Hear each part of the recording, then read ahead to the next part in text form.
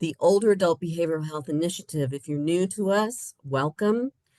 Return participants, we thank you for your support. We are one of the best kept secrets around the state. This initiative, this program has been up and running for 10 years now, and it places older adult behavioral health specialists in every county. If you do not know who yours is, we can send out, actually, Janine, that might be a good idea. Make sure everybody gets the latest listing so that everybody knows who is their specialist in their county. Upcoming trainings, you're going to want to put these in your calendar. We have Dr. Katie Drago coming on May 8th for chronic pain, medication misuse, and the older adult. She's a fantastic speaker. She spent many years leading teams for OHSU. And then in June, we have Nirmala Dar, who will be speaking on self-neglect in the older adult. Fascinating again. Okay, I'm going to stop sharing. And Jill, I'm going to make you co-host so that you can do what you need to do. And do you have sharing? Let's see here. Apparently you do. Yay, it's working. Yay. Okay. Love it when it works. All right. We're going to turn this over to our speaker, Jill Williams. Thank you, Jill, for making time for us today. Jill, I want you to do your own introduction. I don't think I can do you justice. So that's fine. Hey, I'm just going to ask you, Angela and Janine, or any other co-host here, to keep an eye on the chat for me. And if you see, or anybody who raises a hand or something, just stop me along the way. I'm really open to people just pausing me and asking a question, but I can't monitor all that while my slides because I'm on a laptop. So, okay. Sure. Janine will help with that. Okay, great. Well, hi, everyone. I'm Jill Williams. Along with Janine and Angela, and I think Kay's here. There's a few of us, older adult behavioral health specialists from all over Oregon. I'm in Portland in Multnomah County. And one of the things I do, and everyone does their role in their own counties just slightly different. I guess we're all essentially our core function is to help break down the silos between behavioral health, mental health, addiction, and older adult services, aging services, to help older adults get all their needs met in these complex systems of care. And we all have little areas of specialty and interests that we do in our counties, and it looks a little bit different. And in Portland, one of the things I am a big part of is the Hoarding Task Force. And my interest in hoarding disorder began when probably 20 years ago, when I was a case manager with aging and disability services, long-term care. I had a number of clients that had hoarding disorder, and I had no idea how to approach them, the do's and don'ts, what to say, what not to say. I was always putting my foot in my mouth and finding myself really frustrated that we weren't making any progress and they weren't getting the help that they needed. And I really felt like I needed to learn a lot more about it. So I skilled up and went to a lot of training and read books and went to conferences and became part of this task force about 10 or 11 years ago. And now I am one of our primary trainers here in Portland. And so basically that's me. That's my bio. I've been with this Older Adult Behavioral Health Initiative for 10 years, since it started in 2015. And today we're gonna, I always like to ask who's here. I looked through the chat before I started sharing my screen, and what I saw was a lot of behavioral health support folks. I think I saw about almost half the people it looked like were Alturas behavioral health, a bunch of social workers, and who else is here, Angela? It's primarily mental health, behavioral health, in-home support, case managers, social workers. That's the bulk of, looks like the bulk of the people that are here today. So I'm going to talk a lot about the clinical aspects at the end. And throughout the whole thing, actually, I'll talk a little bit about like what to do and what not to do. At the end, we'll talk a little bit about do's and don'ts working in the home with people, and a little bit about eviction prevention and that kind of thing. But the bulk of my thing is really sort of just about hoarding disorder in and of itself. Like, what is this condition? Sort of how do people develop it? What does it look like? How is it different from things like squalor and collecting?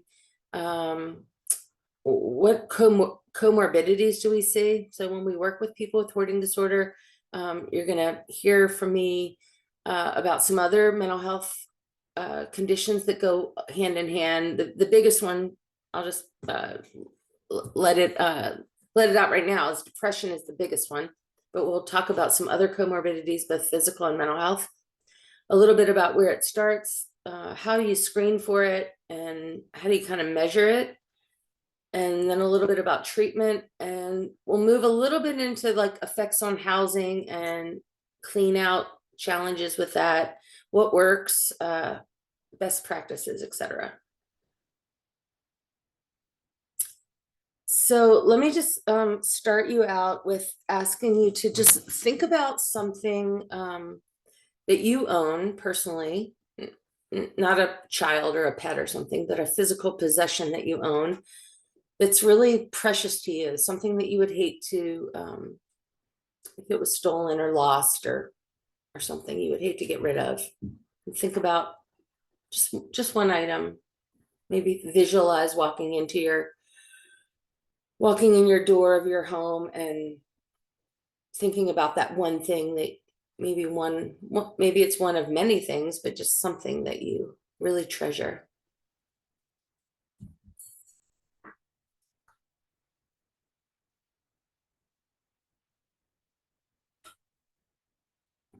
And then if you've got something in mind, if anybody would go off of mute and maybe share what item they're thinking about.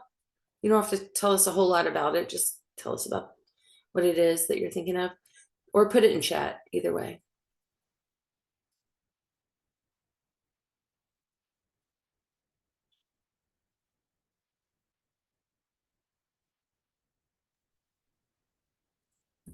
Anybody gonna be brave and come off mute? I can list some of them from chat if you'd like. Yeah, that's awesome. So Joseph says his cell phone. Megan says pictures. Chloe says grandma's watch. Megan says a photo album, house plants, a photograph, a piece of art. Great. Love these examples.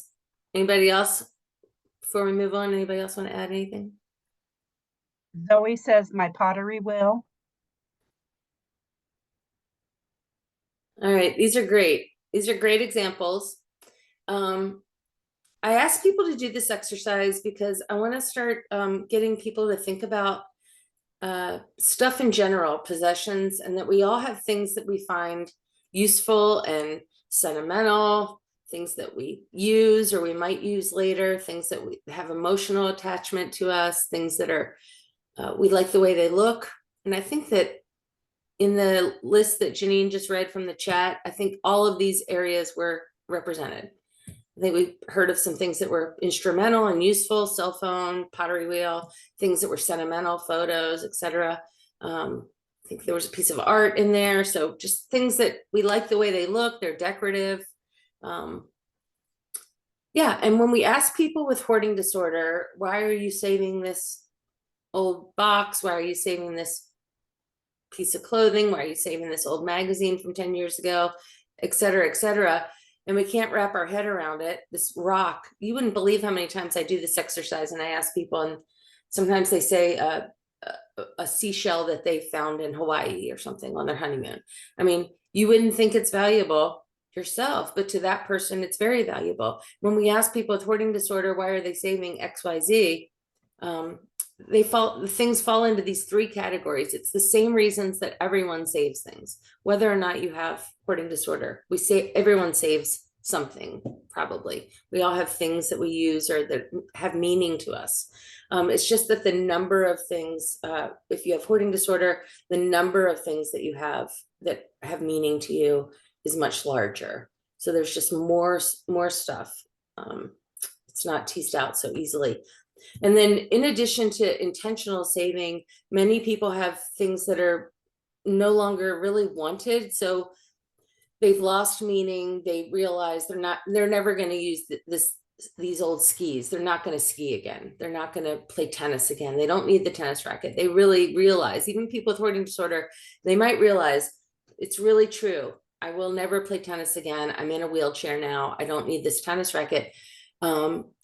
But this responsibility or fear of waste or making sure that things get into the right hands is so strong that the thing never leaves the home. And so just realizing that if you're ever helping anyone downsize or starting to purge or get rid of some things, always check for what is the least wanted thing. That's the easiest thing to start with, is like the thing that they don't have a purpose for, doesn't have any sentimental sentimental reason to save, and start there. And then yeah, it's just figuring out where it goes next. It's sometimes that's what trips people up is I don't know where to take this styrofoam. I don't know where to take these dead batteries. I don't know where to take these old clothes. I want to find the best charity. I want to find the best recycling center. So always starting there with unwanted things. And we live in a culture where we have fewer people and we have bigger houses. We have more square footage in today's world than we did 50, 60 years ago. We have less people in the same square footage. You would think that we would be living very sparsely with our basic needs in our home. But we fill it up and we fill it up and then some. Self-storage units have grown exponentially. We have so many storage units. I think 12% of Americans have a storage unit. It's a huge booming industry. I think there's a statistic about a third of people who have a 2-car garage can't park a car in their 2-car garage. We just, as a society, in this world that we're living in, we have so much stuff. Whether or not we have hoarding disorder, we do as a society have things, and we shop a lot. It's easy. We're a consumer culture. So I only bring this up to kind of start to try to break down a little bit of the stigma around this disorder. It's highly stigmatized. There's a lot of shame around it, and just trying to, draw a little bit of a parallel in the world that we're living in. That it's pretty easy to have a lot of stuff and to be attached to our stuff. So let's also break down a little bit of the stigma around this word hoarder, and challenging you to try to eliminate the word hoarder from your vocabulary. If you can try to catch yourself before you say, there's a hoarder that lives down the street, there's a hoarder on my caseload, just try to catch the word and say a person with a lot of stuff, a person who might have hoarding disorder, a person who seems to have a problem with acquiring things, a person who's saving excessively. But use person-first language, person-centered language, and try to mirror whatever language the person is using. If you're working with a client or talking with a friend or a person who seems to have a problem, just mirror their language with whatever they're saying. If they're calling themselves a pack rat or a clutter bug, just use that word with them. That's what they're identifying as. I would say just use that word and try to not use the word hoarder. It's a stigmatizing word. So since 2014, I believe, the DSM-V came out and classified hoarding disorder as a standalone diagnosis. Prior to that, strangely, before 11 years ago, it was kind of tucked away under the heading of obsessive compulsive disorder. And it wasn't a standalone disorder. But what they found really is that there is some overlap with OCD, but it doesn't always go hand in hand. It really, people have hoarding disorder who do not also have OCD. So it's its own thing. The criteria I'm listing here, it's a lot of words on the screen. I don't want to read it all to you, but essentially really hard time getting rid of things, a real strong core need to save things, a lot of anxiety and distress that comes with thinking about getting rid of anything.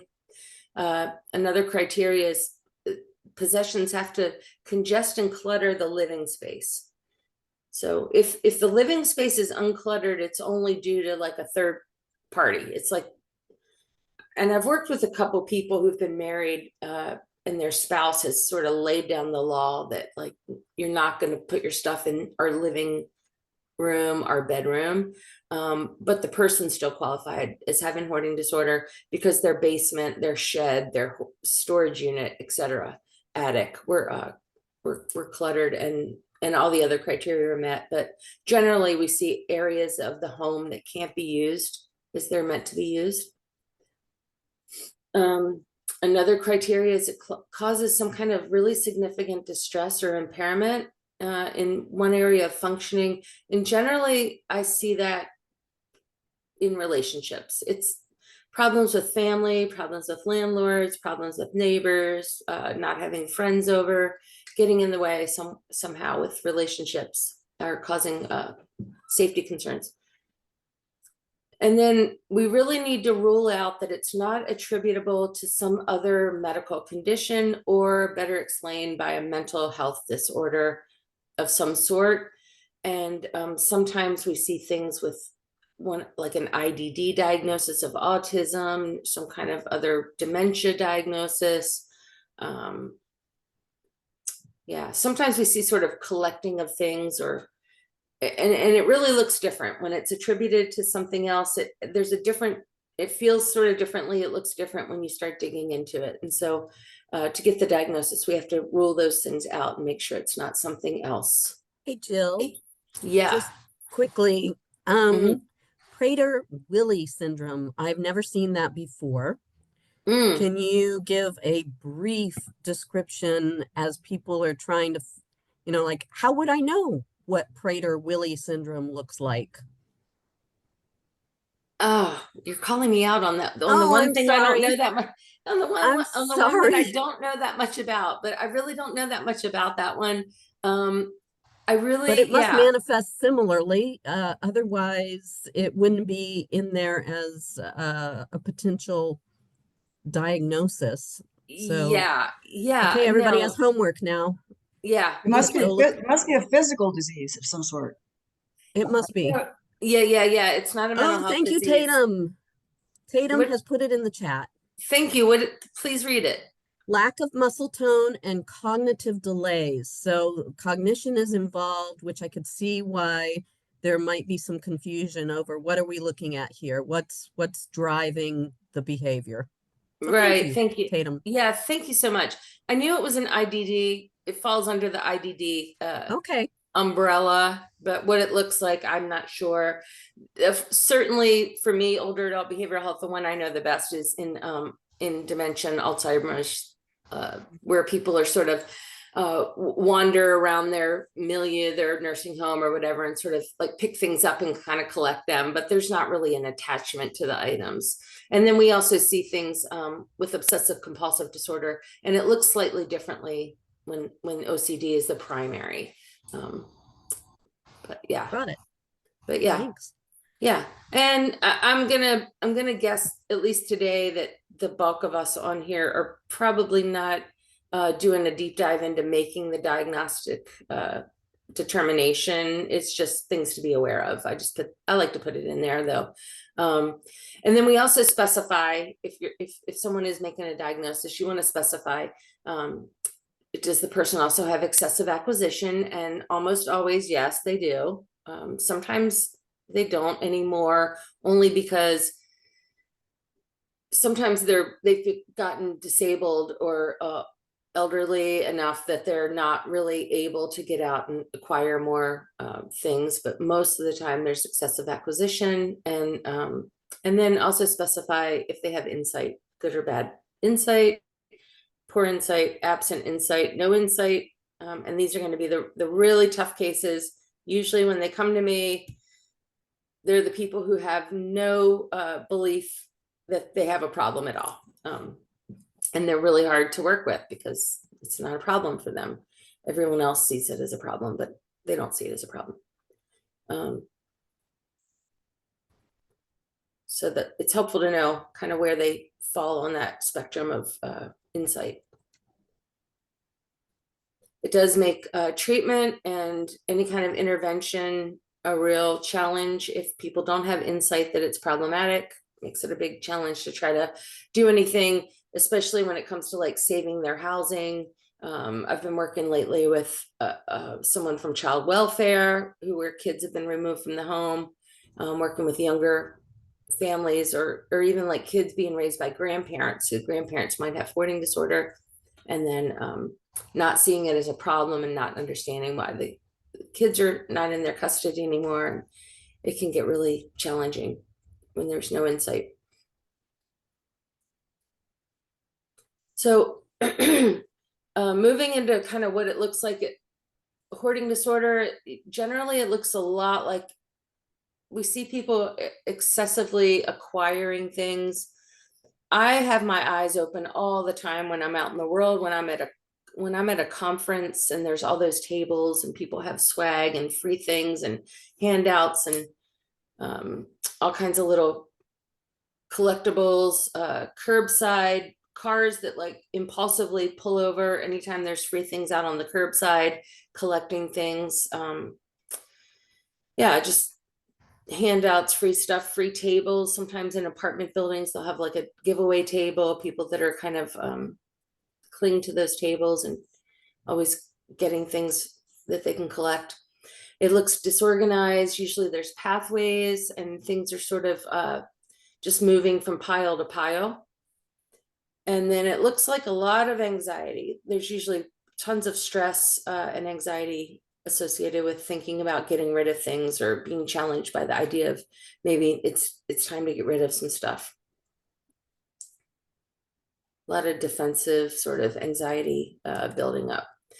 But I want to just talk about, we think about hoarding disorder around the stuff that we're seeing, and we think about stuff, and we were talking about collecting things and acquiring things, and that's certainly a big piece of this. Sometimes I talk about this disorder and compare it to a substance use disorder. If you think about like an alcohol use disorder or a drug addiction or something like that. But the substance in those cases are only the tip of the iceberg, right? It's not just the stuff. It's not just the bottle of alcohol or the pile of magazines in this case, or whatever it is. The stuff is just the tip of the iceberg. But really getting to the crux of it is the huge, like beneath the surface, the tip of the iceberg. So I'm going to point things out because it gives you clues, but it really doesn't tell you much other than it makes you want to ask more questions. So what I want to do is just look at some pictures and say, food for thought. Is this just a messy office? Or is it a clue that someone might have hoarding disorder? We don't know, but it is a lot of stuff. Is this someone who just moved into their house, or is this someone who's been living there for a long time and they're packing up and they're moving next week and they're just getting ready to box it all up and move? We don't know. Maybe it always has looked like this. Maybe they have hoarding disorder and it's progressively getting worse, building up more stuff. We're not sure what we're seeing because the stuff is only a clue. It's only a visual clue to potentially something else going on. And so I don't want to base a diagnosis or use the word hoarder. We don't want to use the word, we don't want to like make a diagnosis just based on what we're seeing, because it's only just a clue. All of this is just a visual clue. I went into a home that looked really similar to this.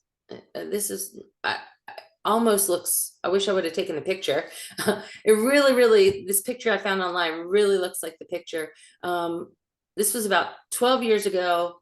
Home health called me. I was working for Adult Protective Services at the time.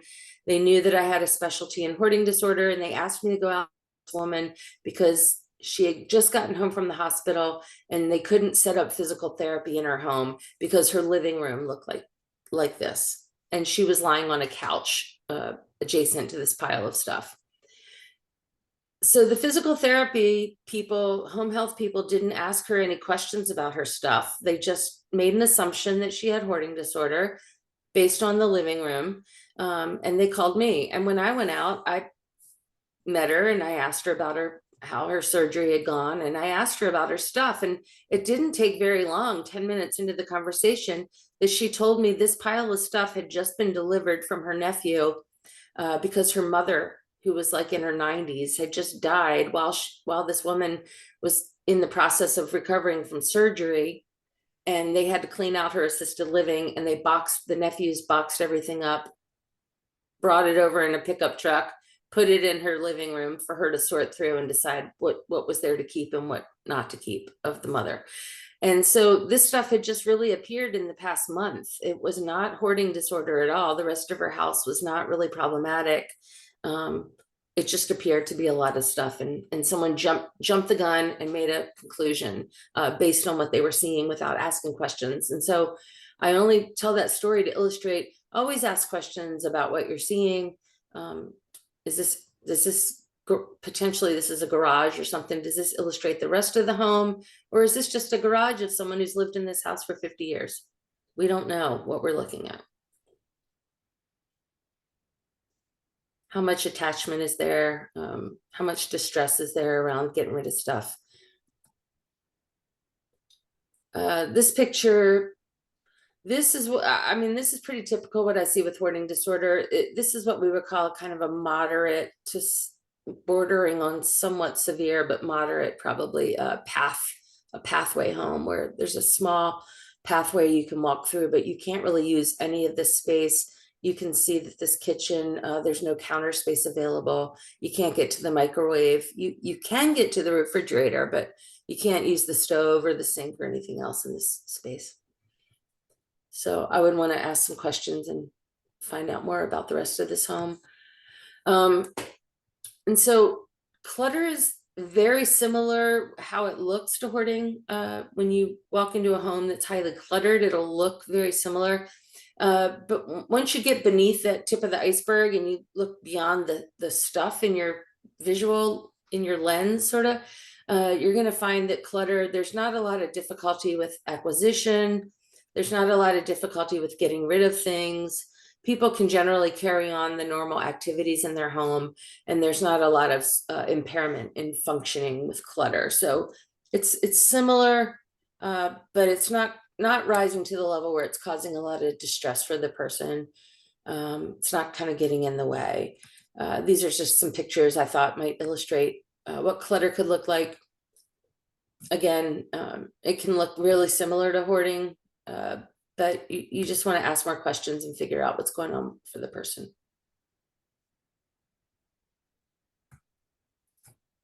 Okay, collecting. Anybody here a collector of anything? Angela, are you raising your hand? What do you collect? Oh, you're not raising your hand. Ah, she's not raising your hand. I collect Oriental rugs because I used to sell them. Oh, Oriental rugs, nice. I've got Okay. all of my can down on my house on the floor, and the rest of them are rolled up behind some couches up behind my office. Okay. Lots Oh, of them. thanks. We're talking like 50 rugs. Oh, all right. All right. Is it in the chat? Anybody? Janine, are you able to see in the chat? Michelle says glass pieces for do-it-yourself projects. Yosef says Nintendo and Sega games from the 90s. Zoe says plants. All right. So for those of you that have a collection of anything, this will probably sound familiar. You know, you get something new because it becomes part of this shared, this collection of things that have a similar whatever it is, whatever the thing is, it's some part of a set of something. A huge difference between a collection and hoarding disorder. And a lot of people who have hoarding disorder will say that I'm a collector, but they're kind of a collector of everything. There's no discrimination. They collect everything. Anything potentially sentimental, useful in the future, not wanting to waste anything. But people who have a collection of things, who collect something, they're getting something that's it's part of something else, and there's a sense of pride in it. With hoarding disorder, there's often, most of the time, there's a sense of shame. There's a sense of like, people are pretty secretive and kind of not wanting you to kind of get in their space and look at their stuff with hoarding disorder. Whereas with collecting, there's a sense of pride, and people want to share it. Like, come on over and see my Oriental rugs. Come on over and see my antique vases, or whatever it is that people collect, right? So, and it's usually pretty well organized, or at least it's stored somewhat carefully and taken care of. Here are just a few pictures. I'm going to run through them kind of quickly for the sake of time, but just some things that people might collect, and sort of that they're kind of put together in a set and sort of taken care of. And then I want to talk a minute about squalor, because we'll see this a lot. And this is probably the thing that's most confused with hoarding disorder. Sometimes there's overlap between the two. But in true cases of squalor, and when you look at the research, if you were ever to Google this, you could Google squalor, but you could also look up Diogenes syndrome, or in the old literature, probably, from 30, 40 years ago, it was called senile domestic squalor, is what they called it. They would see it with older folks, usually living alone, usually with some cognitive impairment. And they would come across people, and there was not really any intentional saving, no intentional acquiring of things. They weren't out like trying to buy things or pick up free things.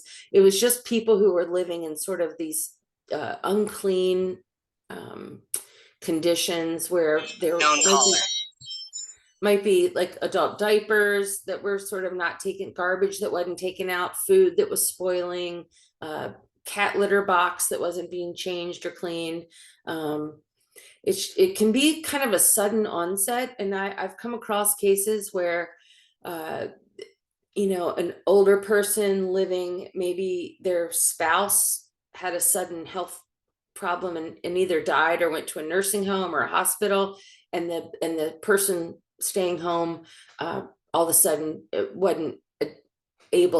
didn't have either the cognitive or the skill or knowledge to carry through on like taking the garbage out, knowing when food was going bad, cleaning the space.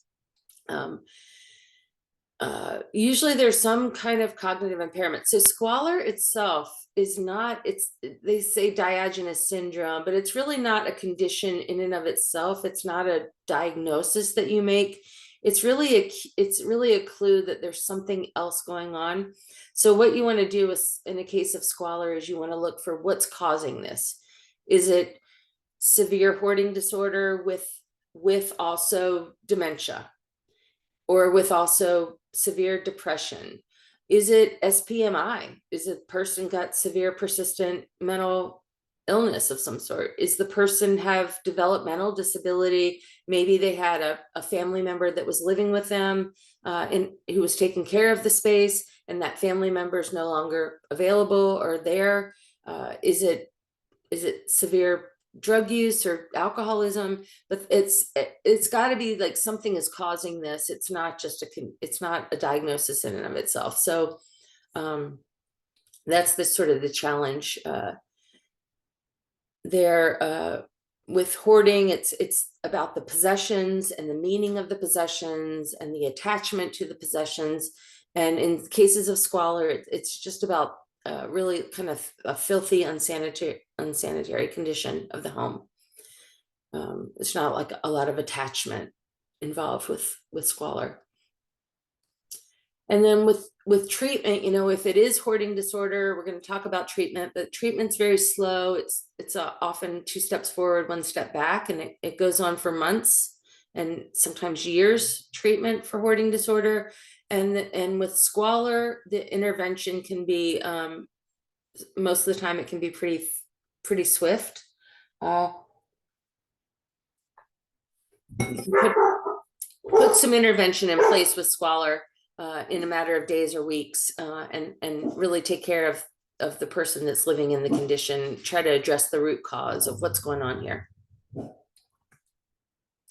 Some of the risk factors for squalor, people who are living in those conditions, like I mentioned, it's usually older folks living alone. Sometimes it's abandonment or a death of a loved one who had been the person who sort of took care of the home.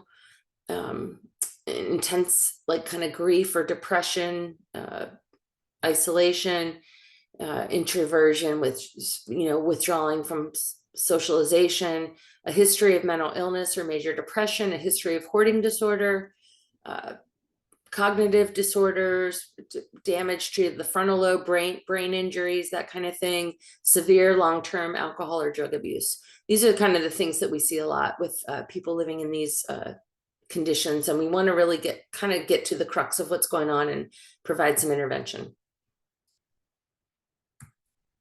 These are just a few pictures of how it really looks different. When I showed you those pictures of clutter, like real excessive clutter or hoarding, you see a lot of stuff, like piles of things and possessions.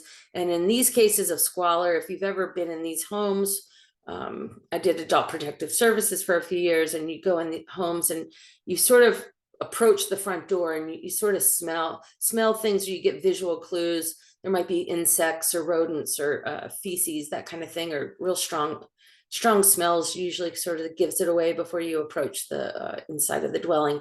And sometimes you don't even want to go inside. There can be mold and mildew and risks for even entering. We want to just kind of intervene kind of swiftly and get people safe in these conditions.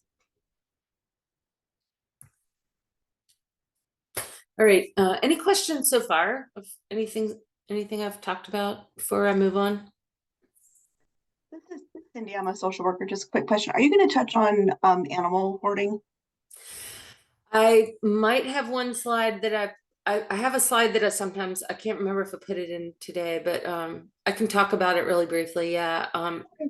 Thank you. Yeah. It's there, Jill. Yeah. Okay. Yeah, thanks. There's one slide about it. It's different than hoarding. It's not the same as hoarding of stuff. Animal hoarding is different. And the intervention is different. So I'll touch on it. And Joseph then- also has, oh, sorry, Janine, talked over you.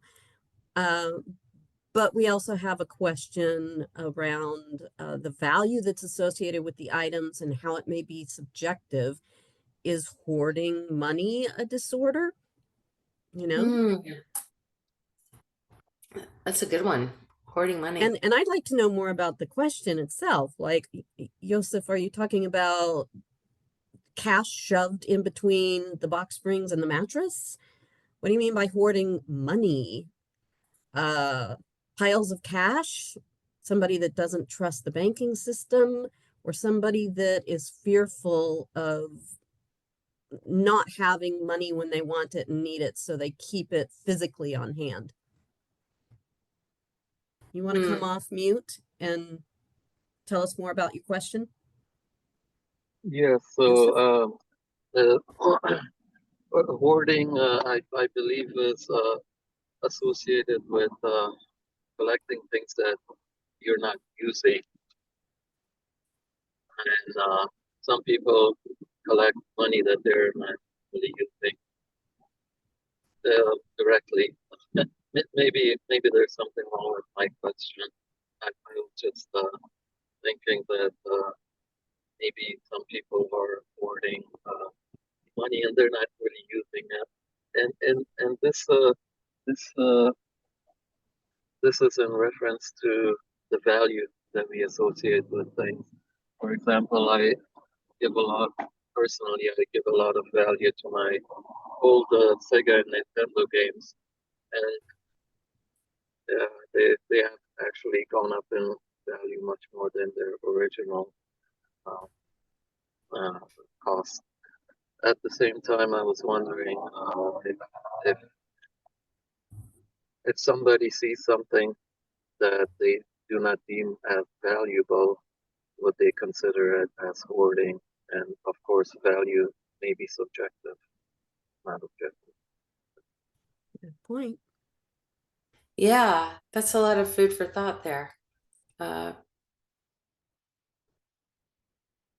You're on mute, Angela. Sorry. Let's see if some of those questions are answered as Jill takes us a little bit further into the subject. And if not, by the end of the presentation, let's revisit this, okay? Yeah, I'm not sure if I'm going to get there with money. I mean, I can say that it's an interesting thing to think about. I can tell you across the general population, I know these studies say 1.5 to 6% of the population. I like to just go with 3 to 5%. That, 3 to 5% of the population. Let's just cut it in the middle there. But the prevalence of the disorder itself does increase with age. There's no differences by gender, and I do believe there are really no differences by socioeconomic. To your point, Yusuf, I think it's easier to kind of hide it. If you're wealthy, you can kind of keep it, right? You can buy more houses, you can buy storage units, you can buy bigger square footage and sheds. And I heard somebody once say something about Jay Leno, the talk show guy or the late night guy has, I don't know, 20 some cars or a collection of cars, Rolls Royce and Porsche. And yeah, to your point about money and having lots of things worth a lot of money, is it hoarding disorder if you have a lot of money and you can have storage or garages for all those cars and all those things? Yeah, maybe it is, right? I guess the stuff that we accumulate, we can accumulate more monetarily valuable things the more money we have. And if we have less money, we're shopping at the Dollar Tree and picking up free things off the curb. And maybe it's a little bit more obvious when you don't have a lot of square footage and you don't have a lot of storage space and things are sort of So spilling up. if you're using your money to buy cars and collect the cars, that's a collection, the cars themselves. But yeah, I was just wondering about actual money in the bank, cash in the bank. And then I started thinking about maybe they have their money into stocks and bonds and things like that. So it's not really hoarding if you're investing it. Yeah. Yeah, I guess it would be different, right? Because one of the criteria is attachment to the stuff and your physical stuff interfering in the way that the space is being used in your home. And so I would think it's slightly different, but there's still something similar with attachment, right? Attachment to physical things. Yes, yeah. And also just real quick, I know there's everyone here. Organized collection, categorizing, organizing your items versus having a clutter. A clutter, it doesn't, right? It's not, it could be anything. It looks like hoarding, but if it's organized, it might not, in boxes and files, it might not look like hoarding. Right, right. There's a fine line, right? I mean, there's a lot of things that sort of mimic each other and overlap with each other. And yeah. I think also that issue of, is it interfering with your life? Can you have everything in boxes or have 2 houses to store all your fur coats, but you can still have guests over, there's a place to sit, you can still use your kitchen. I kind of use that as a guideline as well. How is it interfering with daily living? Yeah, I think there's a lot of gray area. Again, maybe a parallel with like substance use disorders, right? Like when is it really truly a disorder, and where is it like a slippery slope of like being problematic? And I think, you know, there's a continuum and a scale, and sort of people have to decide when it sort of starts to fall into that area of being diagnosable. Prevalence increases with age. So we find that people generally start having the behaviors at a young age 12 to 13. We see, you know, again, similar with like substance use disorders, people might start using substances in their teens. Maybe they rise to the level of being problematic. Maybe they're just sort of experimental, or like a little red flag is raised at a young age, but it rises in severity over time. We see with hoarding disorder that there's a surge, usually later in life when there's been a loss or a trauma. So when you're young, there's a lot of protective factors in place. I mean, you're in school, you're getting out of high school, you're going to college, you're getting roommates, you're working, you're getting a job, you're getting partnered up with somebody, you might be raising a family, you have parents or roommates or people in your home. So there's all these sort of things kind of mitigating the sort of snowball of developing the disorder, even though the sort of the things are in place and the behaviors are already kind of there. You start to have those abnormal attachments to things and a really hard time letting go of things that you might not need anymore. But they really kind of snowball in midlife. And what happens when you're 40, 50, 60? Your parents are maybe dying and you're getting their stuff, and that's all sentimental to you. Your children, if you've raised any kids, they've left the home. Now you're, you know, left with their stuff they've left behind. That's all sentimental to you. Maybe you're divorced or widowed. Maybe you've lost a job, or you've had physical loss. You used to be a tennis player and now you're not anymore. Your knee's out. All these things, you've had these losses. And what fills the void is that attachment to the stuff that's always kind of been there, and it sort of just snowballs. And I really like these graphs because this shows sort of the age of onset of when did the symptoms start. And you can really see clearly between like age 6 and say 25 or 30. It's really in that young childhood, early adulthood that the symptoms kind of get going.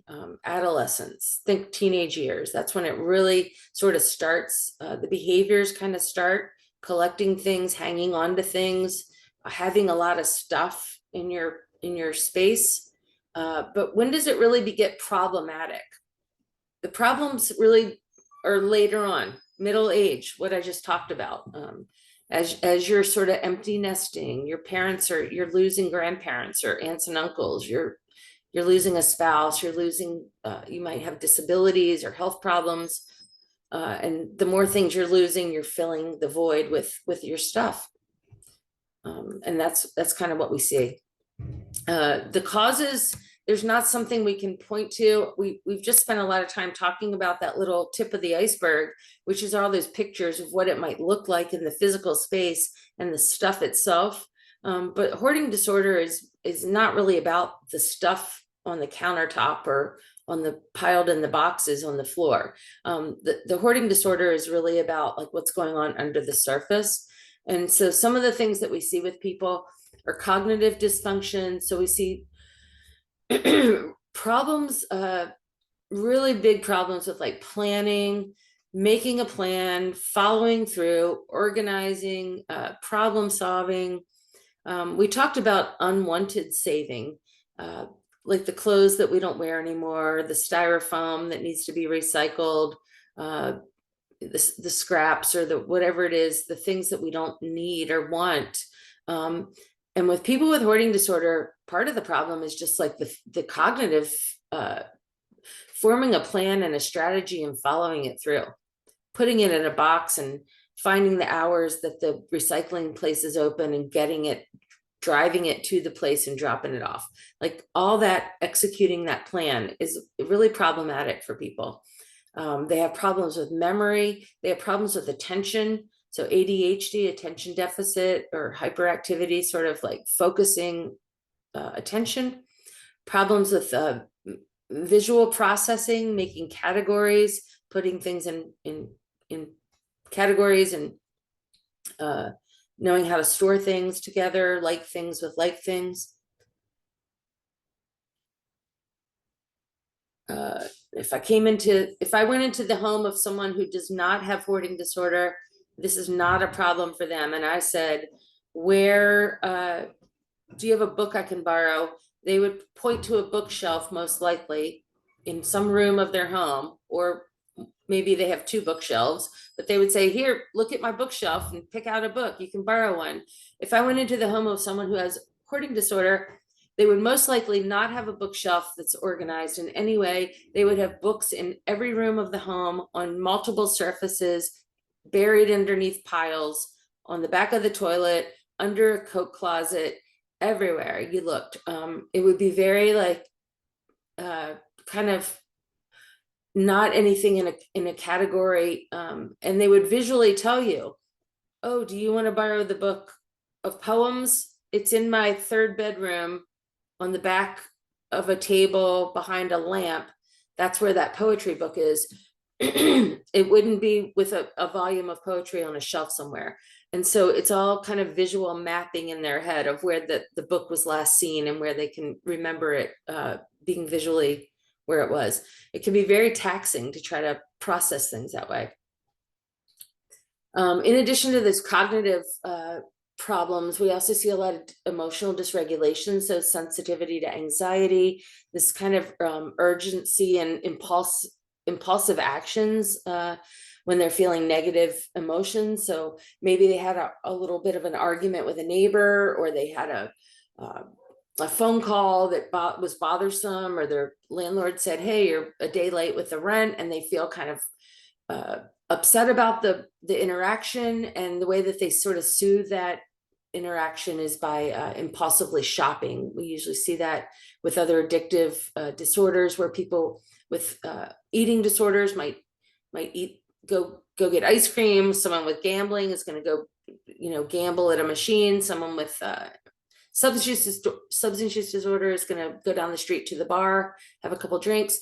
Someone with hoarding disorder is going to go to the Goodwill or the Dollar Tree or wherever they shop on Amazon or somewhere and get things to soothe that negative feeling, and then regret it later usually. And so it's just a cycle of sort of doing the behavior and then regretting it later. We see a lot of kind of these psychological, these kind of a mindset of needing to keep things in view. A lot of things are out on surfaces, even more so than put away in drawers and closets.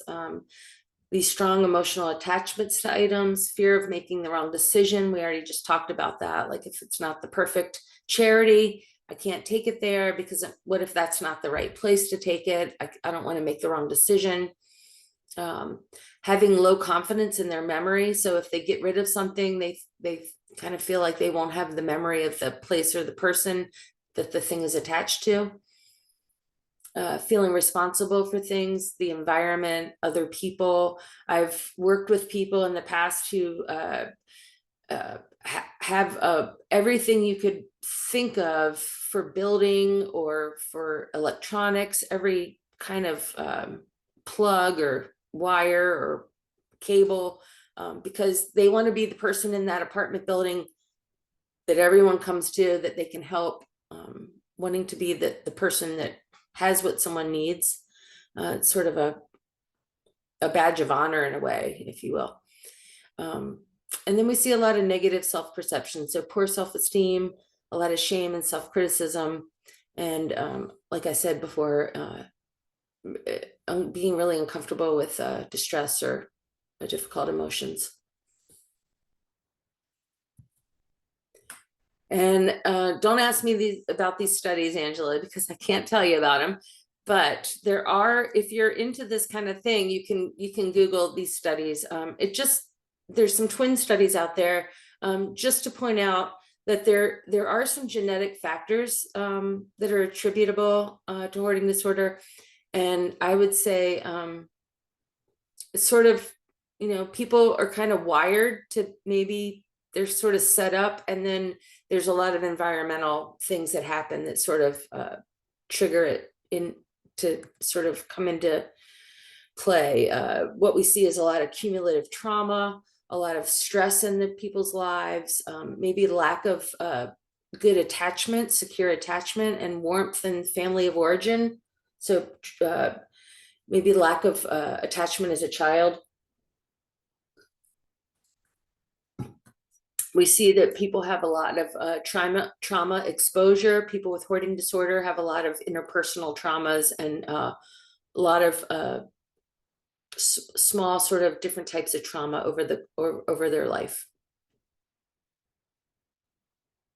And this research is really still, it's some of the newer research. Attachment disorder has been studied for a long time because of obviously people attached to things rather than people, have more attachment to things than people. But this study, the Kaiser adverse childhood experiences, I'm thinking people are probably pretty familiar with that, but Kaiser did a study, it's been 25 years ago, 30 years ago now, that they looked at these things that happened to people as children, and then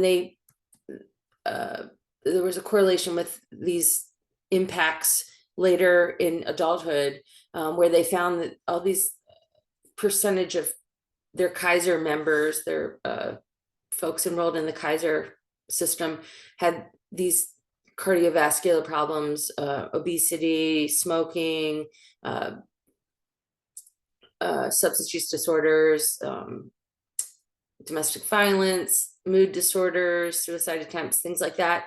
And they found that the more common the people had these, the more of these factors were at play when they were children. And they were never really looking for hoarding disorder, but I do feel that if they reran the study today and they looked for hoarding disorder, it would be on this list of impacts of childhood adversity. We also see medical comorbidities. So people with hoarding disorder have higher rates of these medical comorbidities, which are much in line with exactly what I just pointed out with the Kaiser study. So very similar list of things. And then there's also psychiatric comorbidities. And as I mentioned in the beginning, major depression is huge. More than half of people who have hoarding disorder have major depression. And I would say that people who are going in to see a therapist for problems, self-identified problems, are probably identifying relationship problems, problems with family, problems with neighbors, problems with landlords, problems with depression, problems with anxiety, and they're not mentioning their hoarding disorder behaviors and issues. And so if any of you are working as a therapist in an office and you're not going in and you're not getting visual clues as to what's going on in the space, and someone's coming in for relationship issues, problems with mood or attention deficit, start asking some questions, because it could also be hoarding disorder is something they're not self-disclosing, and you need to sort of look at that. And I'll talk about that a little bit when we talk about screening and measurements, but mood disorders are a big piece of this.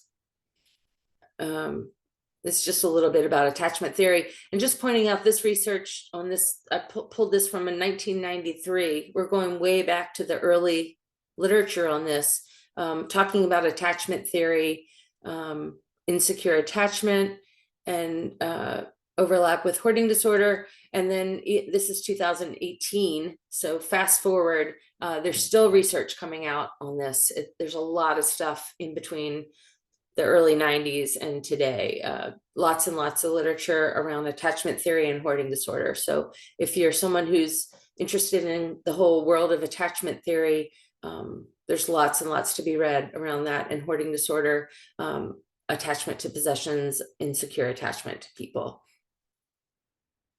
And part of that is can be addressed in treatment of hoarding disorder, is working on more secure attachments to people, and maybe giving up some of the intense attachments to some of the possessions.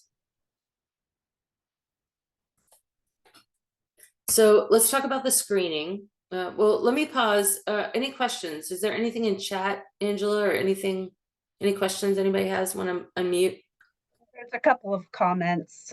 Tatum said that she had a wealthy client that has 2 houses and a storage filled with stuff, and that everything is a memory and special to them. And then Yosef commented a history of scarcity. Yeah. Yes, scarcity. There is some literature out there. In fact, during the pandemic, remember in the early part of the pandemic, everybody was out buying toilet paper and right, everybody was kind of stocking up. Dr. Frost, Randy Frost, if you Google Randy Frost scarcity, I think there's a YouTube video, a recording of a training that he gave about the scarcity mindset and hoarding disorder and the overlap there. So there again, there's some overlap with that. There was also a training on Holocaust. There was some research on Holocaust survivors and scarcity. And there's also been talk about people who lived through their depression. I know we're going back almost 100 years now, but the depression in the early 1930s and scarcity of things and hoarding disorder. So there's a little bit of overlap there. Okay. Again, if you're working in a clinical setting and you're not going out and you're not having visual clues, so if you're a property manager, your behavioral health that's going out, case management, anybody who's going into a home and you're seeing things, you already have like a foot in the door and you have like visual clues and you know where to start asking questions about the stuff. What's going on? What's the rest of the house look like? What's the attachment like? How long's this stuff been here? But if you're not really having any visual clues and you're just doing a screening in a clinical setting, you're probably screening for depression. You're probably screening for substance use disorder. You're screening for anxiety. You're screening for suicidality. What else do people screen for these days? Domestic violence. You're screening for a lot of things. But I don't really think that people by and large are screening for hoarding disorder at an intake for mental health. And so you might want to just add some questions to that intake process. Do you have trouble getting rid of things that other people might get rid of? Do you have clutter that makes it hard to use parts of your home or surfaces in your home? Do you ever buy things or get free things that later you regret, or that you don't have space for, or that you realize later that you really didn't need? Do you feel like compulsive shopping is an issue for you? Any kind of questions like that, just to start to take a look at those things. Also being curious if people are talking to you about problems with neighbors or landlords. I want to dig deeper. What's the crux there? What are the perceived issues? People are not visiting them. Sometimes people are lonely and they don't have people in their world to visit them. Sometimes people don't visit them because there's nowhere to sit in their home. And so I want to dig deeper and ask more questions about what's going on there. If people are mentioning storage units, problems with money, problems with clutter, problems with shopping, problems with overspending, I'd want to know more about, just be curious about those things. And Jill, Megan made a comment that it would be helpful if this kind of screening was done in primary care, as it quickly becomes an obvious barrier in the home health environment. Oh, great. Yes, that's great. Yeah. Yeah. So there are some really easy to use screening tools. There's these 3 specifically.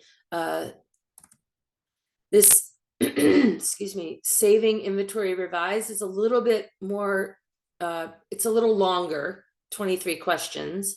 It's a good one for a clinical setting. I would say mental health professionals, this would be a really good one to use. One that's a little bit more brief that you can just use really easily with people. It's only 5 questions. And for each of the 5 areas, people rate themselves on a 1 to 8. So it's a Likert scale. It's a 1 to 8. Like on a 1 to 8 scale, how much trouble do you have using spaces in your home? Is it a 2? Is it a 5? Is it an 8? On a 1 to 8, how much trouble do you have getting rid of things when it comes time to, getting rid of things that you don't need, or, letting things go? On a 1 to 8, how much trouble do you have with like shopping and acquiring or picking up free things? Blah, blah, blah, on and on. And then you add those up and then you get like a score. And and there you go. It's a really easy scale. People can rate themselves on it. Assuming they have some insight, they have to have a little bit of insight, a little bit of reality. They have to be grounded in reality to do that. You can do it with them, but that's an easy one to use. It's real accessible to everybody. It's online. You can look it up. And then I love this clutter image rating scale. You can also Google this clutter image rating scale. Dr. Frost developed this with a bunch of graduate students at Smith College. It's going to look different in different homes. So this is just a real basic sort of volume of stuff. But I really like it because you can use it with multidisciplinary teams. So there might be a couple people involved with the client, like a doctor or maybe a mental health worker at a clinic, who are really not going to be going into the home. Maybe there's an adult child who's out of state, who's involved, who's trying to help, but they haven't been there to visit in 2 years, and they can't visually, they don't know what you're talking about when you say your mom's got a lot of stuff. They're not laying eyes on it. And so you can use this with people to sort of speak a common language. So you can say, a lot of the rooms are sort of like 6 and 7 on this clutter image rating scale. And there's multiple rooms. I think there's like 6 or 7 rooms online. I'm just pointing out there's a bedroom here, here's a living room. But it sort of gives you a visual clue, because people can say like, oh, the place is chaos. It's really messy, and there's stuff, you've got a lot of stuff. And when you go out there, you're like, well, it's only like a 3. I mean, what are you talking about? I have this picture in my head that you're talking like, I'm visualizing an 8, and it really looks like a 3. So it really gives like a common language among people, because a lot of stuff to one person is not a lot of stuff to another person. The other way this can be really useful is with property managers. If someone's failing an inspection in housing, and when you're looking at the space and you're seeing like 6 or 7, and the property manager looks at this thing and they're like, yep, it's like pretty much a 7, and we can't have that. And the person themselves is panicking because in their mind, they think that everyone wants them to create space that looks like a 1. And they're saying, I can't get rid of all my stuff. I can't live like that. I can't get rid of everything. And you can say, well, hold on a minute, property manager, you're saying it's a 7. If they're going to pass inspection, how much volume of stuff are we talking about? Like, where do we have to get to? And the property manager would probably say like a 4. And that's going to give a huge sigh of relief to the person who's failed the inspection. Like, oh, I have to go from a 7 to a 4. Okay, I thought you were going to make me have to get rid of everything and have to go to a 1. All right, I can work towards a 4. I can't work towards a 1. So it gives people sort of a common language, and it gives them sort of like, where are we trying to go with this? What's going to be tolerable? Not everybody's going to live in a space that looks like a 1. We just need to have really like some clear, and I'll talk about this at the end. I think we're going to have time to talk about sort of some rules for inspections and working with people. But this clutter image rating scale is a real useful tool, helping people sort of get on the same page with what we're talking about. Okay, so interventions. Why do people refuse help? Sometimes it's just a matter of they don't have insight into the problem. So if you're not seeing it as a problem and you're really in denial about it, you're not going to want to have any help. Sometimes there's just a lot of shame. There's fear around people having ideas for you and you're not on board with them, feeling hopeless about it because you've tried before and you haven't been successful, not trusting other people and you know, having your back, thinking that things are really valuable and overvaluing your items. And then sometimes people are really ambivalent about it. And that's actually a real foot in the door. If people are ambivalent, that they're sort of weighing the scales. They want to change. They have some ideas. They want to make a change, but they're also hesitant. And you can kind of really work around that. So using that to help people create like a path to change, making small changes. What else can work is some of the things that can work is treating the co-occurring disorders, whether that's the mental health co-occurring disorder or the physical disorder. So people who have mood disorders or attention deficit disorders, if they're treated effectively for those disorders, there's going to be a lot more pathway to success with the hoarding disorder. If we treat the mental health disorders successfully with medications, that can work. I talked about earlier co-occurring physical health problems. If someone's in chronic pain or has unmanaged diabetes or has unmanaged hypertension or any of these, like, you know, back pain or whatever's going on with them physically, we want to treat that. We want to treat their physical problems. We want to treat their other co-occurring mental health disorders, and that can set them up for success with them working on the hoarding disorder. Cognitive behavioral therapy is sort of the old gold standard, although we're finding more and more it can be successful. Buried in Treasures group is really wonderful. I like it because it's got about the same effectiveness as one-on-one cognitive behavioral therapy, like with a clinician, just one-on-one.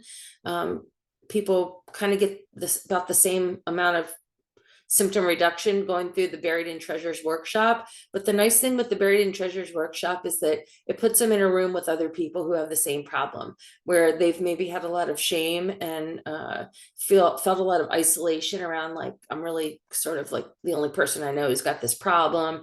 All of a sudden they're in a room with everybody who's like got the same problem, and they can kind of like share the experience and shed a little bit of that sort of shame and isolation. So I really like it for that reason, working CBT in a group setting. Also just harm reduction. So again, we're not going from a 7 or 8 or a 9 on that clutter image rating. We're not going to a 1. We're just maybe trying to get to a 4. We're trying to just reduce a bit of the harm. We were trying to get people to be safe in their home. It's not about perfection. It's just about getting things, reducing risk of trips and falls, or reducing risk of fire, getting people to be able to sleep in their bed again, maybe, you know, being able to use their kitchen a little bit again. So just thinking about it from a harm reduction approach is a really great way to kind of approach the whole thing.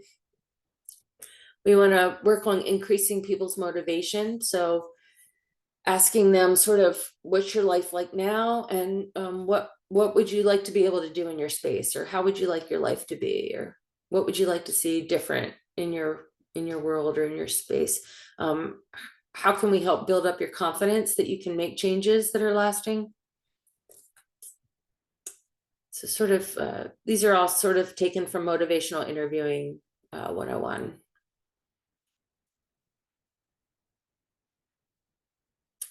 Yeah, letting people sort of be the expert on themselves, helping them explore kind of both sides of the argument. Like, I know these things are really important to you, but I also know that you really want to have your grandkids over for a sleepover. And I know that these things are important to you, but you also are really having a lot of back pain because you've been sleeping in a chair because you can't sleep in your bed. So let's talk about kind of both sides of that, and how we can sort of help you tip the scale, and maybe how we can make things work better for you in your home. Try to avoid direct kind of persuasion and advice giving. open-ended questions. This is sort of all kind of basic, again, motivational interviewing 101, but affirming their strengths, trying not to give advice or taking on the role of the expert, which is really temptation, but letting people think things out loud and kind of rephrase things for them, you know, letting them come to their own sort of plan and then supporting that plan. Jill, there's a comment. Would you like to? Let's see, a few questions. Not sure if you have or will talk about it, but could you talk about how some individuals have found it helpful to find staging areas when going through their collections? And secondly, do you still do buried in treasure workshops? Okay, buried in treasures, yes. We've trained people around the state, and there's people running them around different parts of Oregon in the Portland area. We have one that's in progress. It's going on right now. Then there's one that's starting a low cost. I think it's going to be $50 for the whole 16 weeks, starting in June. Our website has information on the buried in treasures, and I think pretty much if you contact your older adult behavioral health specialist in your county, they will tell you what's available in their area. Or there's also online groups that are led, even off the East Coast, there are people leading them online. You can join a Zoom group on buried in treasures. Not exactly, in my opinion, it's not exactly the same as going in person and sitting in a room with people. But people are having really good experiences participating in buried in treasures online. So it's available. Some other treatment options, and I'm going to send these slides. Angela's going to send these slides out, but I've just put the therapist/researcher next to the modality here. And there's more than one actually, but just some of the people that, lots of things. I think in a perfect world, if I had somebody that had resources, I would say join a buried in treasures group, maybe go for compassion focused therapy 101 or attachment based therapy or something 101, and participate in a community intervention model, like a great system where everybody's sort of on the same page. Mindfulness practices, motivational interviewing, there's lots of great things. Here's my one slide on the animal hoarding that someone mentioned earlier. Just keeping in mind, if we're talking about animal hoarding, we're talking about animal cruelty. The whole crux of animal hoarding, the criteria is that animals are being neglected. Their health is being neglected. And so it's not really just a matter of having 10 dogs or 10 cats or something. It's not really about the number of animals that someone has. It's about failure to provide adequate care to the animals. And so whether that's one animal or 20 animals, if the animals are not being well taken care of, that's animal hoarding, animal cruelty, synonymous. And so engage your local animal welfare agency, whatever that is, wherever you are. Thank you. I'm just kind of curious, like I haven't researched it, but are the all of the factors that lead into hoarding things, you know, the psychology and everything that you covered, does that play into animal hoarding as well? Or is it, from your research and experience, is that just a completely different psychological Yeah, issue? that's a really good question. I wish I knew a little bit more about it. I think that there is definitely an overlap with the attachment. Oh, definitely, yeah. Yeah, like insecure attachment with relationships with people, and this sort of attachment with animals. Yeah, there is some overlap, yes, in the psychology of it. But it's a little bit differently. Yeah. It's I its think, own thing. Okay, yeah. yeah. Thank you for Yeah, that. thank you for asking that. Yeah.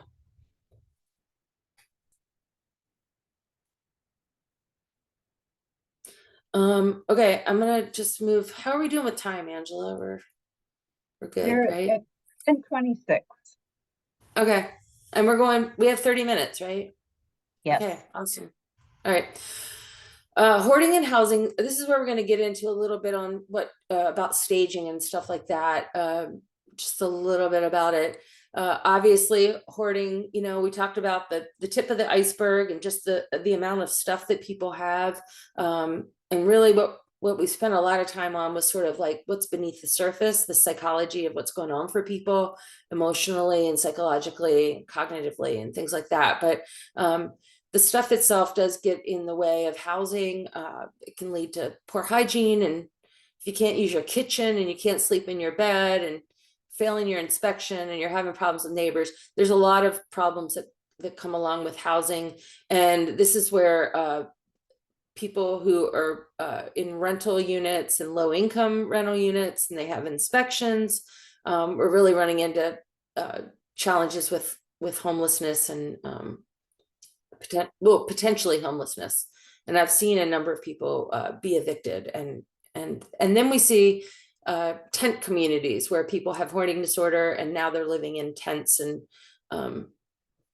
living under bridges. At least here in Portland, we see a lot of this. It kind of has spilled over out into the community.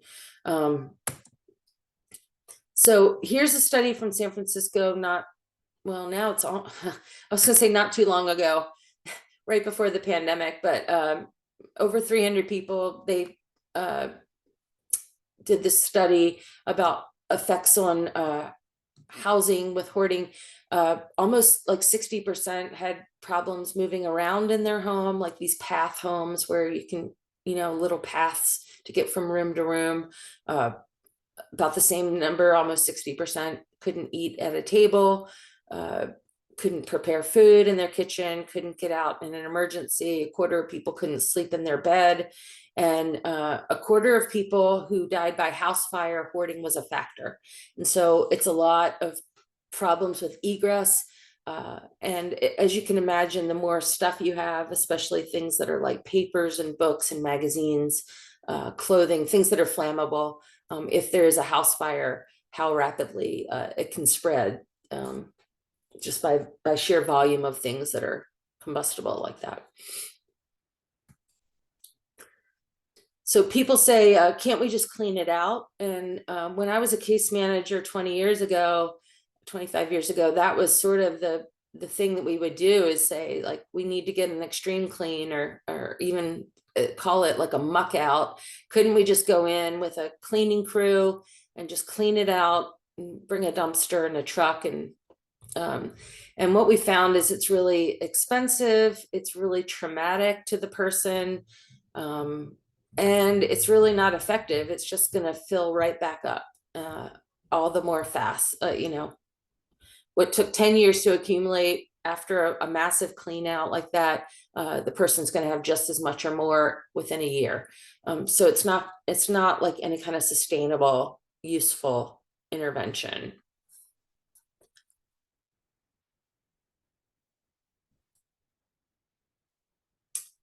What we want to do is, go ahead. There's another comment from Yeah. Lori. And if you could just talk about staging areas, and are they helpful with regards to clutter? So, sure. Yeah, so staging areas. Okay, let's see, where are we with this? Let me just move kind of quickly through. I think I have a slide in here on it.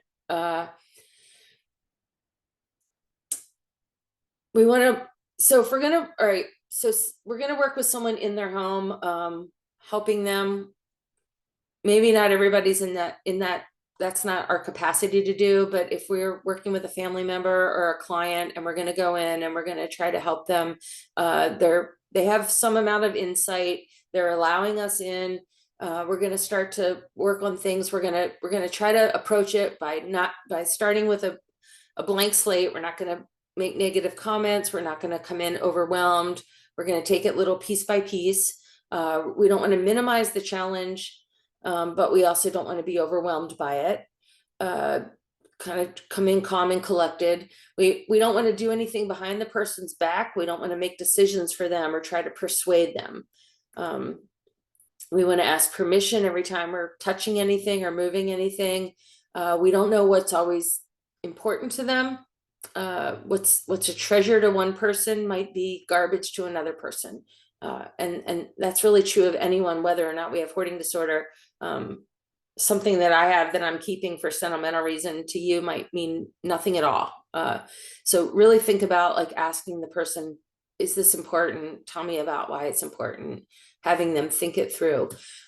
We want to encourage like thinking things through one at a time. So staging area, we want to start with maybe 3 boxes. We want to label the boxes. We want to label them, definitely keeping things, garbage or recycling, and donating or something like that, right? We want to have like boxes labeled. We want to start in one area at a time. So we want to, I've even heard professional organizers who go into homes who are working with people on these problems, put up like visual barriers. They might even hang a sheet or put up some sort of barrier so that the person is only working on a corner of a room, just the dining room table, just the kitchen counter, just the bed. We're only working one small area at a time. If that's what you mean by staging, Lori, I'm thinking that's what you might mean. But just really like focusing 1 hour, 1 countertop and 3 boxes. And then we're only going to handle things one at a time. We call this the Ohio rule.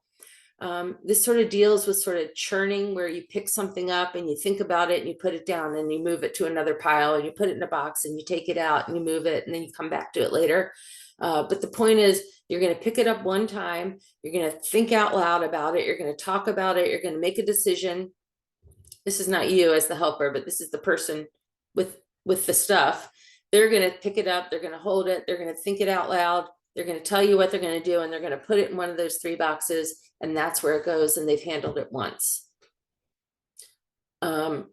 Do you want to be like kind of creative with how to do this with people, and flexible and how you do it, and the amount of time? Some people, if they have other problems with attention, or if they have dementia, or they have pain, or they have visual problems, you're going to have to really like be creative and like take it in small increments.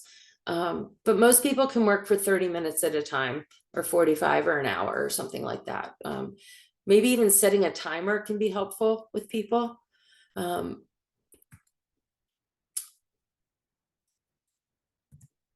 So before I move on, is that sort of what you mean by staging? And is that kind of helpful when you're thinking about that? Yeah, Lori commented, she said, "You got it, Jill. Thanks. I just remember that training with you years ago, that some clients feel so overwhelmed where to start in their home." Oh yeah, thank you. Okay, yeah. So just have them pick the first place. Like, where do you want to start? Like, ask them. Is it your bed? Is it your bathtub? Is it your kitchen table? Is it the sink? Is it the coffee table? They pick the place. Let's set a timer. Set it for 30 minutes, and then maybe, can we do 30 more? Are you on a roll? Are you feeling good? Are you feeling overwhelmed? Should we come back tomorrow?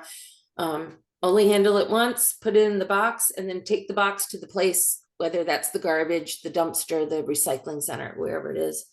But yeah. Okay. For renters, something that can be really helpful is asking the landlord, okay, they didn't pass their inspection. Give us really specific limits to what you're talking about.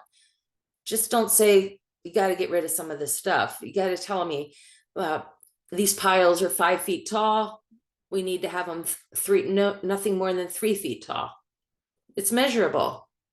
You can't argue about it. You can measure it. It's 3 feet tall. It's 3 feet tall.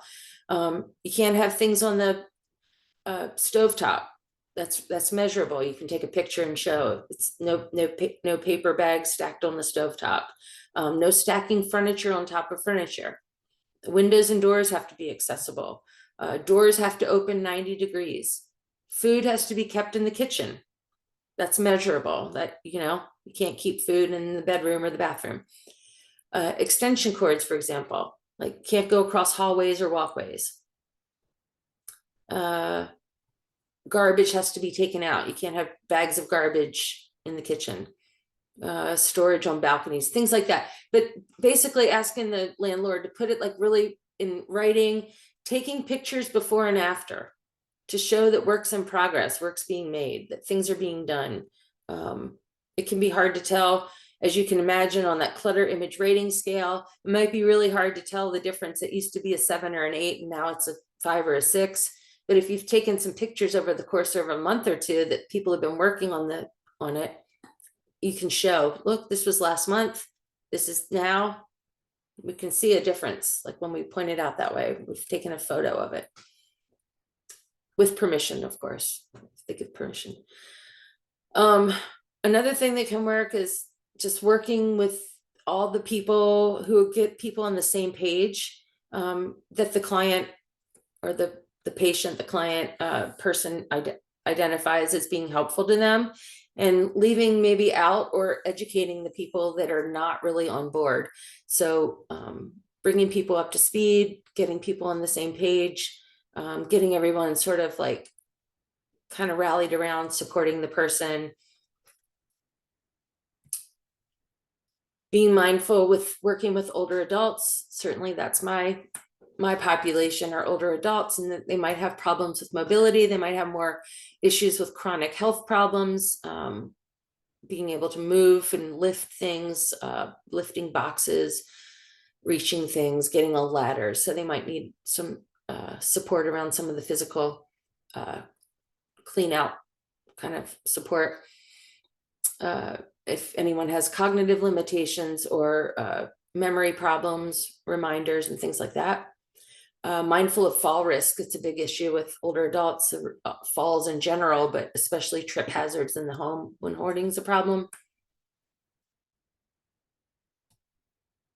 And then these are just some of the tips on reasonable accommodation. This is from my colleague who's a eviction prevention specialist, but just keeping in mind, you can ask for a reasonable accommodation. Hoarding is a psychiatric disorder, and you don't have to have a letter from a psychiatrist to ask for a reasonable accommodation. Hoarding, there's visual clues to it. The person themselves can ask for reasonable accommodation due to their disability or their psychiatric disorder, and they can ask for reasonable accommodation to meet the whatever the barrier is to the passing the inspection. What that might look like in practical terms is they failed an inspection. The landlord says you have 14 days or 30 days to meet the criteria to pass the inspection. And the person can say, I have a disability. I need a reasonable accommodation. And what that means is I need more help, and I need, instead of 14 days, I need 90 days, or I need 4 months or 6 months or something. Not that they don't have to remedy the problem. They do have to remedy the problem.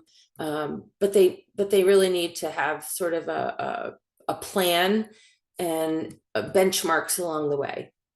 So maybe they have monthly inspections for 6 months, and they have to show progress, and they take photos, and they're working with an organizer, or they're working with somebody who's helping them kind of meet the benchmarks every month to get to the final result. That's where clutter image rating scale can be really helpful in this with a reasonable accommodation. Again, you can say, like, to the landlord, where do you see this apartment unit right now? Or most of the rooms like an 8 or a 9, or are they 6 or 7?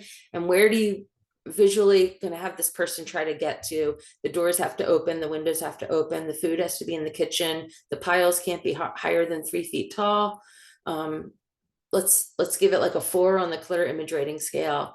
It can really kind of help set the tone for where someone's trying to get to pass the inspection, preserve their housing. I'm not going to talk about stipulated agreements because it's beyond my scope. Kind of, that's sort of after things go to court and someone's has an eviction pending, but there are some things that can be put into a court order. And we're good on time. I just point out our Multnomah County Hoarding Task Force just revamped our webpage. It's really it's got a lot of great resources. It's just been updated. And I know you guys are from all over the state, so these therapy in Portland is not really applicable to everybody, but just look at our webpage for some resources.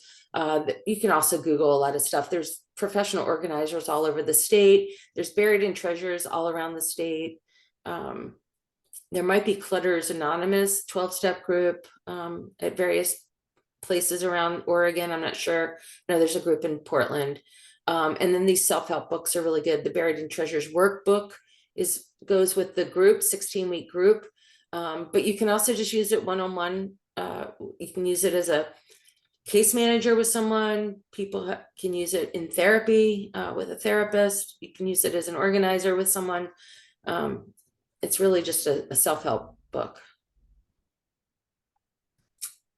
And then there's another question. Angela asked if you can address about partners or spouses that may be enabling these behaviors, and where do they fit into the intervention piece? Ooh, that's a good one. I don't know. What do you have thoughts on that, Angela? I know that if you have another person involved, it changes the dynamics. So if we've got lack of insight or little insight or little motivation on the client's part, maybe another angle to address it is, how do you support the partner that might be living in this situation? It's tricky. It's tricky. And especially if you're dealing with older adults, you're dealing with people that are doing, they've married for better, for worse, and it's just the way it is. And so we deal with it, kind of deal. Yeah. I know that there's groups for the actual person who is struggling with this disorder, but how do you support somebody who's also living in it, other than maybe one-on-one? Yeah, it can be tricky with older adults.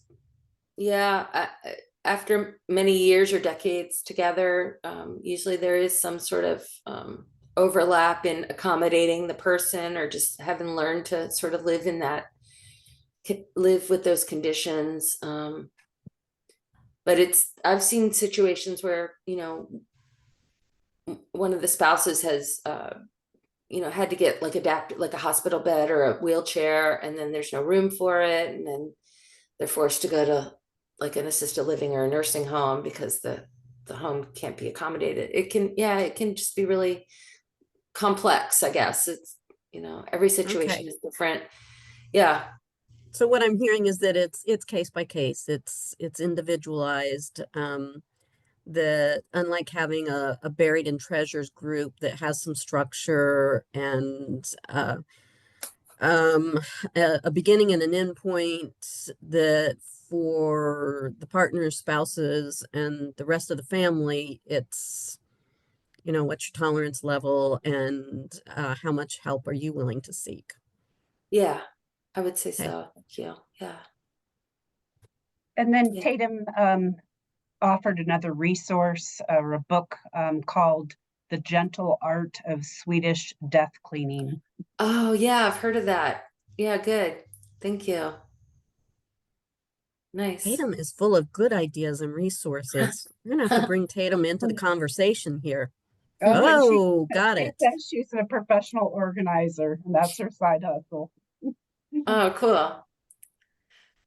Well, yeah, here are some of the folks involved with our Multnomah County Hoarding Task Force. That I'm the first person on there with older adults, and Miley has a background of eviction prevention, low-income housing. She does a lot of buried in treasures groups and things. She's also a professional organizer. And Jess is available, new to our group, kind of new, a couple years she's been involved with child welfare, deals a lot with squalor and families with kids. And Missy Greeny is available if you have questions about bed bugs and pests and squalor. Yeah, just all of us are available. Gina down at Fair Housing, she's Fair Housing Council of Oregon, so statewide resource all around eviction laws and fair housing practices and things like that. So yeah, reach out to any of us, go to our website. And that's more or less, we can, I can stop sharing and just kind of open it up if anybody has any Great. questions or, yeah. Yeah. Let's make use of all the time that we've got left. It's not much, but anybody want to unmute, ask a question, or put something in the chat box if you're shy? I'll go ahead and utilize the chat box. And while we're waiting for folks to type, do we have anybody from housing here? Do we have any landlords or apartment managers? Carol, hi, Carol. You're on mute, but Carol, you manage, you're muted. Can we take you off of, okay. Look at the bottom, put your cursor down at the bottom of your screen. Most likely you've got something, a little microphone that says audio. And right now it probably has a red line through it. If you click on that, that will unmute you. Or I can unmute you. Let's see. Did that There work? it is. Okay, did that work? It Yeah. worked. Okay, so one of the things we do in I worked with senior and disabled housing, affordable housing, HUD and rural development to be exact. So one of the things that we do when we go and do inspections, I ask them, especially when it's real cluttered like that, and you can't really call it hoarding because they're collectors. So one of the things that I always tell them is, I don't think that I could get a grocery cart through here. A grocery cart is the same size as a gurney. And I said, so we're looking at a safety issue. What can we do about it? Well, they can just carry me out of my bedroom or whatever. I don't weigh that much. Okay, so what about the person that does? You know, so, but that's the thing that I tell them. I have to be able to get a grocery cart through because it is the same size as a gurney. And most of the time they'll work with it. Not all the time, but most of the time they'll say, okay, come back and look now. Can I get a gurney through here? I said, let me get a grocery cart. Let's try it. So, because we always have homeless or whatever pushing grocery carts around. So I have to call the store and say, we have your grocery carts, come and get them. But I can use one and see if I can get around in their unit. That's a great idea. So yeah, it works. That's a great visualization too. It really gives people something to work with. Mm-hmm. Because who doesn't have an idea of how big a grocery cart is? Mm-hmm. It's a great one. Thank you. Cora put in the chat that she's with the Housing Authority of Jackson County. Cora, do you have any tips or tricks that you might want to give to the group? Well, one of the things that I do is, or have done in the past, is when we go in and it's just so cluttered you can't see the counters or anything else, is here's an example of a woman's coffee table. It was so totally cluttered you couldn't see the top of the table. So I said, how about, can I spend 15 minutes with you and help you organize this table? Sure, I'd really like that. So what we did is there was an empty ice cream container on it. So I goes, I got an idea. How about I make you a scrapbook? So we went back, got a book, a notebook, the paper in it and everything for her. And I said, what does this container mean to you? Well, that's the day that my son came and visited me and it was my birthday. And this is the ice cream we had. I said, oh, so it is very important. So I said, how about we cut out the label? When was your birthday? And we'll glue it in this book. And that's how we cleared off her coffee table, was by taking pieces that she had, cutting up. She still had her memory, and we put it in her book. Now, did it stay empty, that coffee table? No, it did not. We had more memories come in, but you know, we started an organization thing for her and she liked it. So, like I say, did that coffee table stay empty? It did not. We had to keep going. Yeah. I like Joy's comment that says she uses painter's tape on the floor for clients to be able to visually see what areas need to stay clear, and that she's found that this helps people. Or Tatum's comment that memory boxes are good support too. I'm unmuting myself. I'm Tatum. I'm too shy because I didn't do my hair to be on video. But yeah, I use lots of different approaches, but I'm just going to say one thing. Cora, thank you for Cora, sharing your ideas. I'm totally going to use some of those things that you have already said, especially with the cart through the house. The memory boxes, just so you know, is a great way to have individuals who are collectors, because everyone's a collector. Remember that. Everybody collects, and every item you touch has a memory attached to it. It doesn't matter. I'll share a story. I made a huge mistake of throwing away or putting away what I thought was an innocuous brown paper bag. And that brown paper bag was really important to somebody. And I learned really quickly that that was associated with her father, who's been deceased, and that was a camping trip and ... And I learned everything is special to these individuals. So I don't assume anything at all.